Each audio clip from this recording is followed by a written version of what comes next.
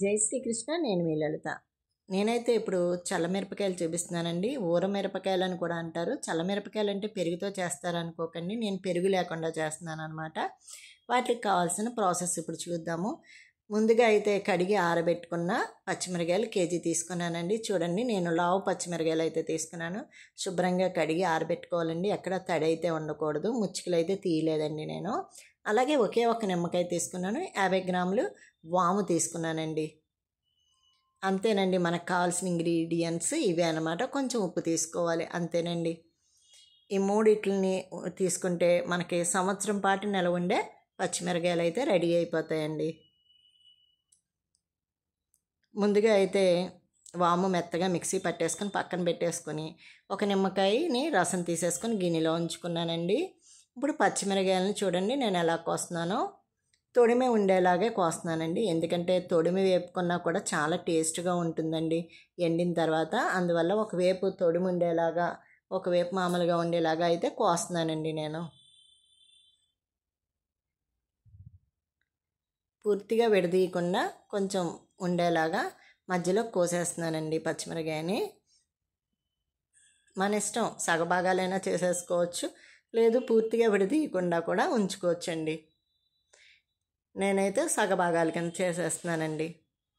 బాగా పడుతుంది వాము పొడి, సాల్టు, నిమ్మరసం బాగా పడుతుందండి. అందువల్ల నేను ఇలా సగభాగాల కింద తొడిముంచి చేస్తున్నానండి. మొత్తం పచ్చిమిరకాయలన్నీ కూడా ఇలాగా కట్ చేసేసుకుంటున్నానండి. మజ్జిగ లేకుండా కూడా మనం చల్లమిరపకాయలు పెట్టుకోవచ్చండి. సంవత్సరం అయితే నిల్వ ఉంటాయి ఖచ్చితంగానే. టేస్ట్ కూడా చాలా బాగుంటాయండి. మొత్తం పచ్చిమిరకాయలన్నీ ఇలా కట్ చేసుకొని పక్కన పెట్టుకున్నానండి తొడిమెలతోటి. ఇప్పుడు విశాలంగా ఉన్న గిన్నె తీసుకోవాలండి, ఎందుకంటే మనకి కలుపుకోవడానికి వీలుగా ఉండాలన్నమాట. మొత్తం మనం కట్ చేసుకున్న పచ్చిమిరకాయలన్నీ ఈ గిన్నెలో వేసేసుకున్నానండి.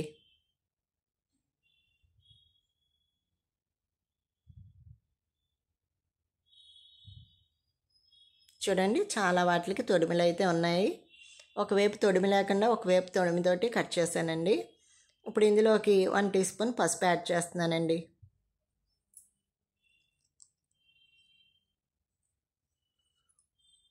అలాగే కొంచెం ఉప్పు, ఎక్కువ వేసుకోకూడదండి, మరీ ఉప్పగా అయిపోతాయి. కొంచెం వేసుకుంటే సరిపోతుంది. నేను 50 గ్రాముల వాము చూపించాను కదండి, అది మెత్తగా మిక్సీ కొట్టేసుకున్నానండి, అది కూడా వేసేసాను. నిమ్మకాయ ఒకటి చూపించాను కదా, ఒక నిమ్మకాయ రసం అన్నమాట. మీరు పచ్చిమిరకాయలు పెట్టే క్వాంటిటీని బట్టి పెంచుకోవడం తగ్గించుకోవడం అన్నది చేసుకోవచ్చండి.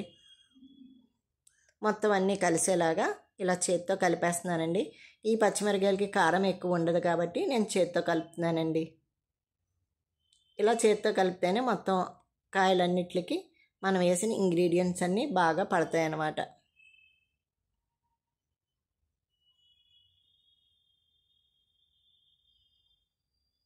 అన్నిటికీ కలిసేలాగా చేత్తో బాగా కలుపుకోవాలండి.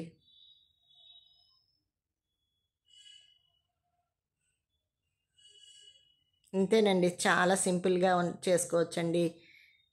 సంవత్సరం పాటు నిలవ ఉండే మిరపకాయలు అన్నమాట ఇవి. ఇప్పుడు వీటి మీద మూత పెట్టేసుకొని పక్కన ఉంచుకోవాలండి. నేను ఉదయం అయితే ఈ ప్రాసెస్ చేసుకున్నాను. ఒక రోజంతా అయితే ఇలా ఉంచాలండి. మూత పెట్టేసుకొని పక్కన పెట్టేసుకున్నానండి.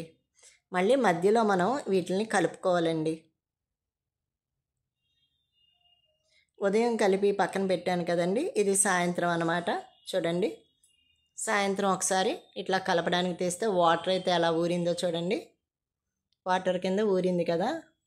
మనం నిమ్మరసం, సాల్ట్, వాము పొడి వేసాం కదండి, పచ్చిమిరకాయల్లోంచి కూడా వాటర్ కంటెంట్ దిగుతుంది కదా.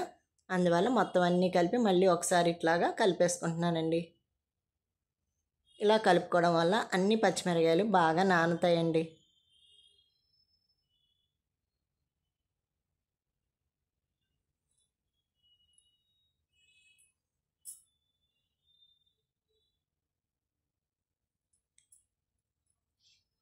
మళ్ళీ మూత పెట్టేసుకున్నాను.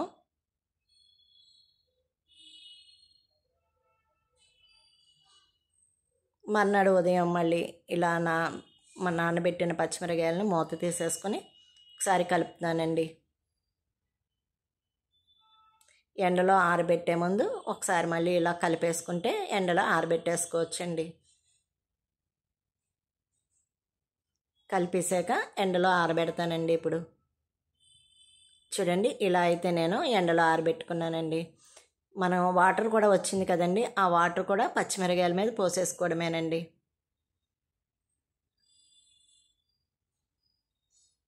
పెరుగు లేకుండా చల్లమిరపకాయలు అనమాట. సంవత్సరం పాటు మనకి నిల్వైతే ఉంటాయండి. చూడండి, ఇది రెండో రోజుకే కలర్ చేంజ్ అయింది కదండి, పొడి పొడిలాడితే వచ్చాయి పచ్చిమిరకాయలు.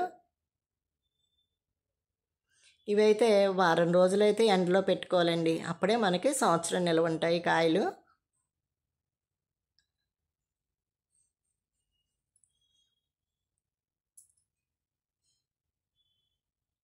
నేను వారం రోజులైతే ఎండలో ఎండబెట్టానండి. వారం రోజులకి చూడండి చక్కగా గలగల శబ్దం అవుతున్నాయండి. ఎంత బాగున్నాయో, పచ్చిమిరకాయలు బాగా ఆరిపోయినాయండి.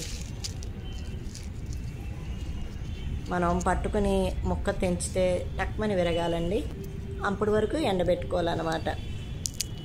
చూడండి, ముక్క అయితే ఎంత బాగా విరిగిందో. ఇంకా పూర్తిగా ఆరబెట్టేసుకున్న పచ్చిమిరకాయలని ఇప్పుడు మనం వేపుకోవడానికి, తినడానికి సిద్ధంగా ఉంటాయండి ఇవి.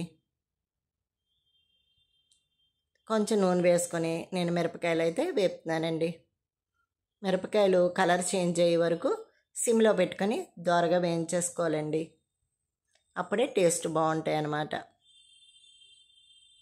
చూడండి, కలర్ చేంజ్ అవుతున్నాయి కదా.